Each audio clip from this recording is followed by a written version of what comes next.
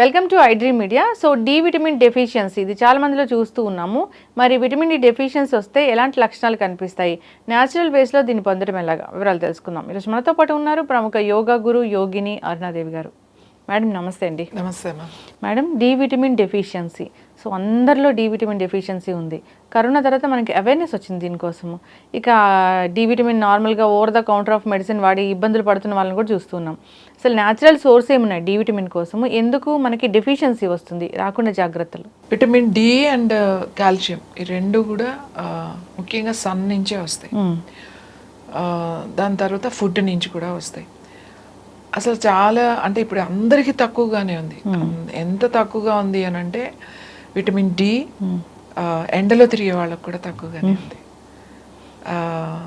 పొలంలో పనిచేసుకునే వాళ్ళకి కూడా చాలామంది విటమిన్ డి తక్కువగా ఉంది అని అంటున్నారు.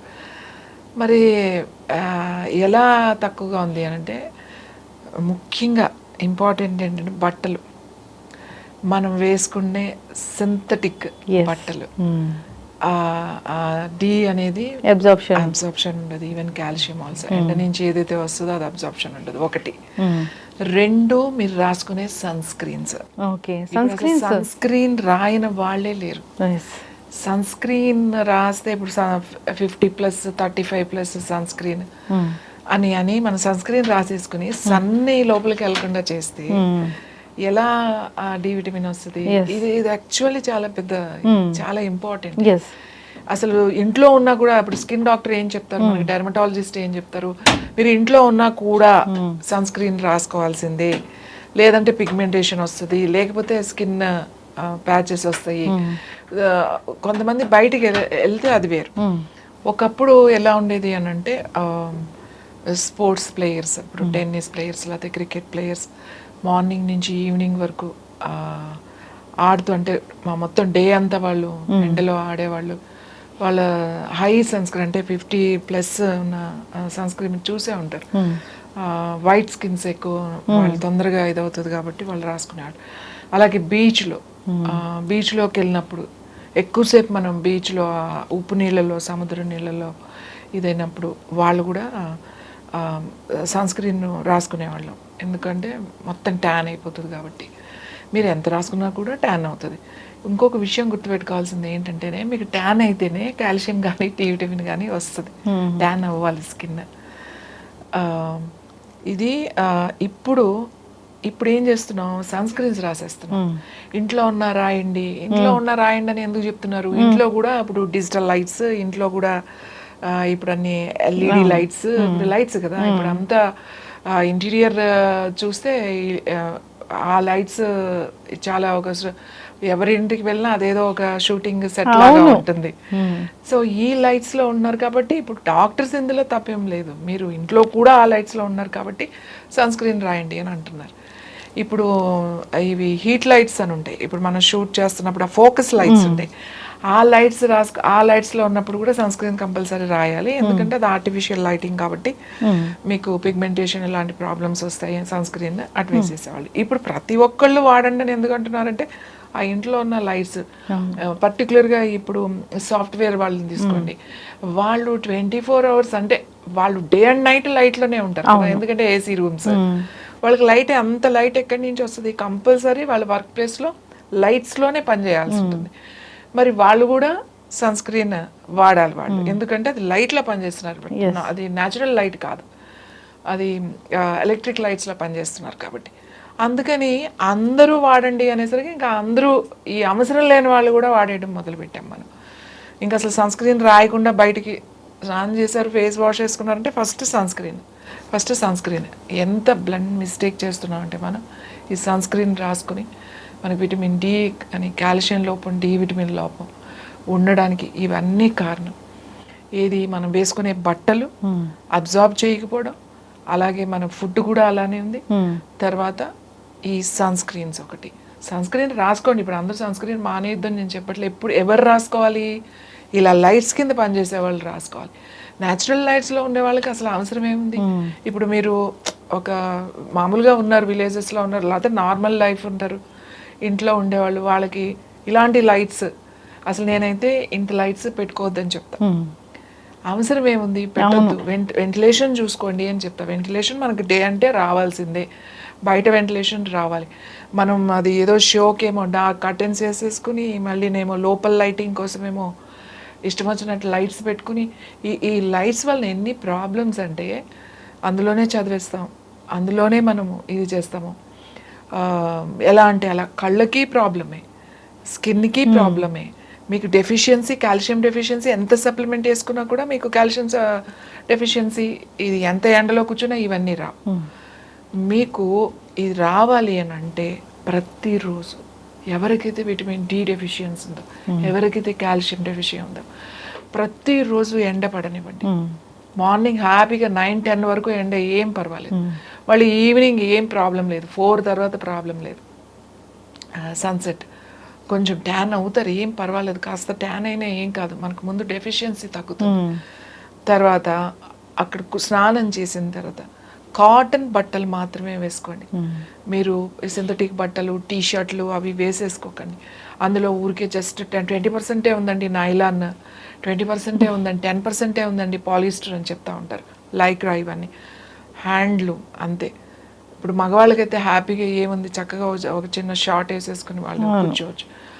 లేడీస్ కూడా నేను చెప్తాను, ఎవరికైనా డ్రెస్ వేసుకునే అలవాటు 4 స్లీవ్లెస్ వేసుకుని కాటన్ వేసుకోండి.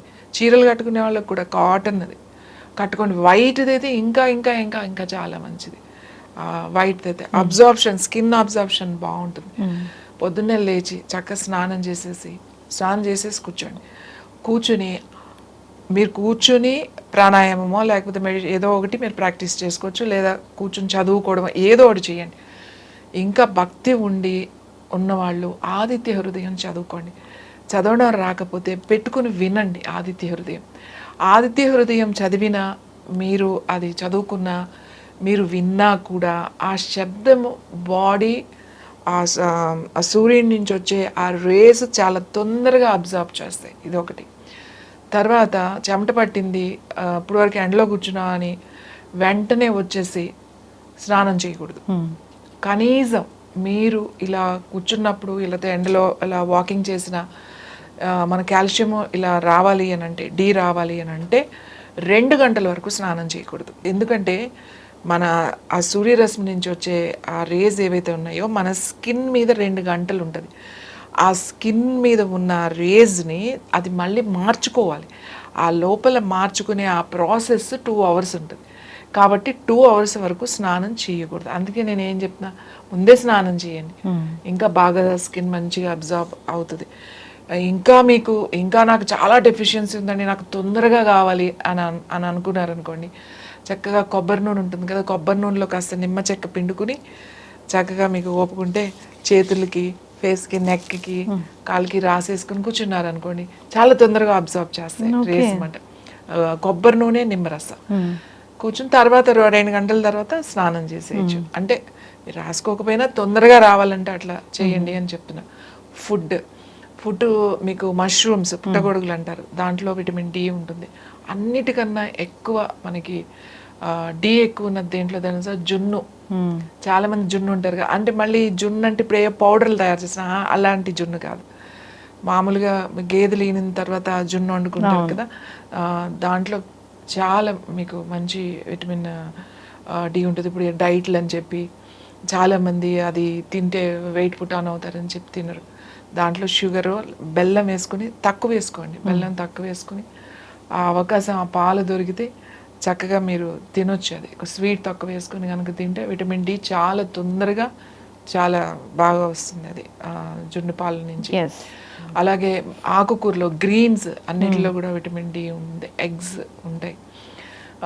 మన రోజు తినే దాంట్లో ముఖ్యంగా నట్స్లో కూడా విటమిన్ డి ఉంటుంది, వెజిటబుల్స్లో కూడా ఉంటుంది. కానీ అదంతా తక్కువ మోతాదులో ఉంటుంది. ఎక్కువ ఉన్నాయి బాగా ఏంటి అని అంటే మష్రూమ్, పుట్టగొడుగుల్లో ఎక్కువ ఉంటుంది, జున్నులో ఎక్కువ ఉంటుంది, ఆకుకూరల్లో ఎక్కువ ఉంటుంది. ఇంత తిన్నా కూడా మనకు అన్ని తింటున్నా కూడా డెఫిషియన్సీ ఏంటంటే ఏది చేసినా కూడా అక్కడ మీరు ఎండ నుంచి రావాల్సిందే. మీరు ఈ జాగ్రత్తలు కనుక తీసుకుంటే విటమిన్ డి అండ్ కాల్షియం ఈ 2 కూడా మనకి న్యాచురల్గా బాడీ తయారు చేసుకుంటుంది. మీరు ఎండలో కూర్చుంటే ఎండలో నుంచి విటమిన్ డి వచ్చేది, ఆ కిరణాలు మన శరీరంలోకి పడినప్పుడు మన స్కిన్లోంచి తయారవుతుంది. లోపలికి వెళ్ళిన తర్వాత దానికి కావాల్సిన విటమిన్ డి, దానికి కావాల్సిన కాల్షియం అది తయారు చేసుకుంటుంది. కాబట్టి అందరూ కూడా వెంటనే స్నానం చేయకూడదు. ఖచ్చితంగా ఎండలో కూర్చున్నారు అని అంటే ఎండలో అయితే 2 గంటల తర్వాత మాత్రమే స్నానం చేయాలి. ఎస్.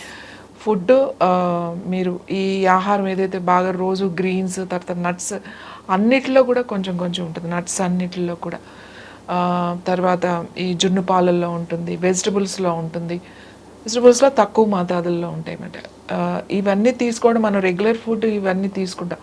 రెగ్యులర్ ఫుడ్ అందరం తీసుకుంటామండి. దీని గురించి ప్రత్యేకంగా జున్ను అంటే రోజు తినం. ఎప్పుడు అవి దొరికినప్పుడు ఖచ్చితంగా తింటాం. మా చిన్నప్పుడు అయితే ఎవరు ఊర్లో ఎవరిదో అన్ని అగ్రికల్చర్ ఫ్యామిలీసే కదండి.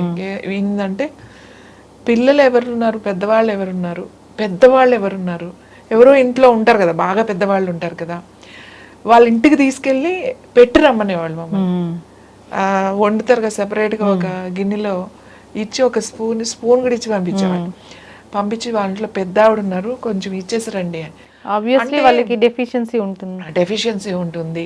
అంటే చూడండి, అది ఆ పంచుకోవడంలో మనకి తెలియకుండానే ఇంత ఆలోచన వెళ్ళి ఇచ్చిరండి. అలాగే వాళ్ళు అందరూ పిల్లలు ఎవరైనా పిల్లలు ఉన్నారు అనుకోండి, వాళ్ళ ఇంట్లో పిల్లలు ఉన్నారు అని వండి పంపించేవాళ్ళు.